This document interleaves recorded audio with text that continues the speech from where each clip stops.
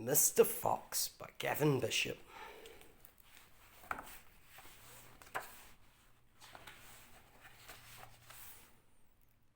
One day Mr. Fox found a fat, juicy bumblebee, so he popped it in his bag.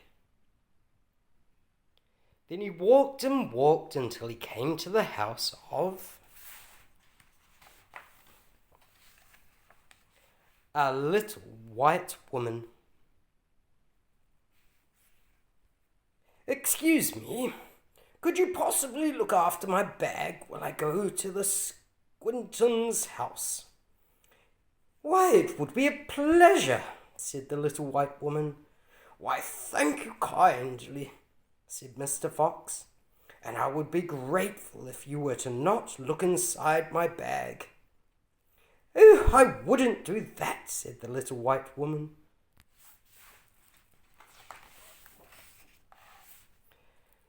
The little white woman did peep in the bag. The fat, juicy bumblebee flew out, and the plump red rooster gobbled it up.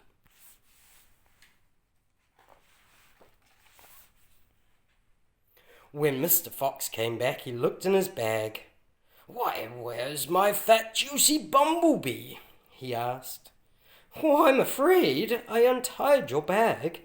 Your fat, juicy bumblebee flew out, and my plump red rooster gobbled it up," said the little white woman. "Well, very well. I shall put your plump red rooster in my bag instead," said Mr. Fox. And he did. Then he walked and walked until he came to the house of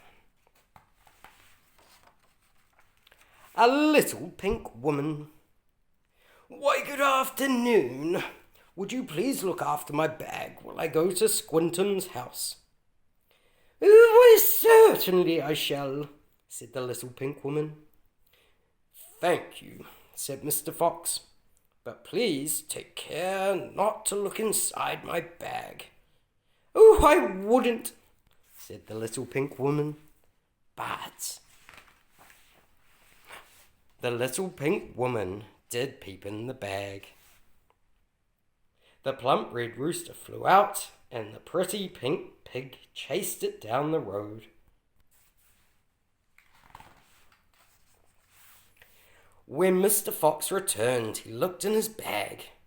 "Why, where's my plump red rooster?" he cried. "Oh, I'm sorry," said the little pink woman. "I just took out a tiny look in your bag. Your plump red rooster flew out, and my pretty pink pig chased it down the road." "Ah, I shall put your pretty pink pig in my bag instead," said Mr. Fox. And he did. Then he walked and he walked until he came to the house of a little green woman.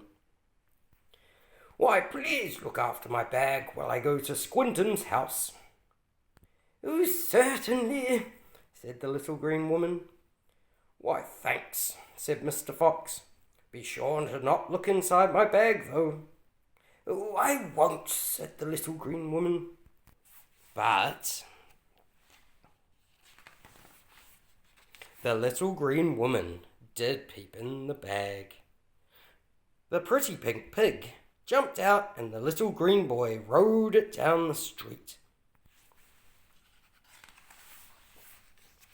When Mr. Fox got back, he looked at the empty bag. "Why, where's my pink pig?" he growled. "I just loosened the string," said the little green woman, "and your pretty pink pig jumped out. My little green boy rode it off down the street." "Oh, no, I shall have your little green boy for my bag instead," said Mr. Fox. And he did. Then he walked and he walked until he came to the house of a little golden woman. She was baking gingerbread. "Look after my bag. I'm going to the Squinton's house." "Oh, okay," said the little golden woman. "But," said Mr. Fox, "don't look inside my bag." "All right," said the little golden woman. Before long, the delicious smell of gingerbread baking in the oven reached the little green boy in the bag.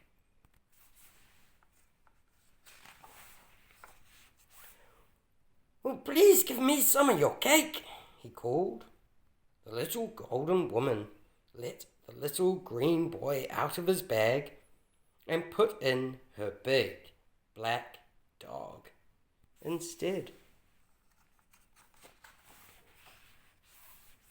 When Mr. Fox came back, he looked at the bag. It was still tied tightly at the top, so he picked it up and put it over his shoulder.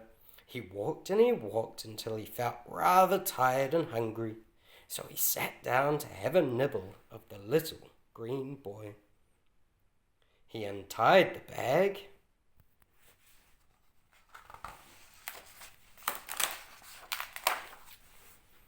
and as quick as a flash, the big black horse dog jumped out and ate the greedy Mr. Fox all up.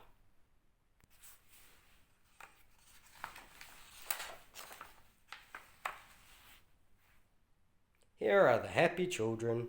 Where is the greedy Mr. Fox?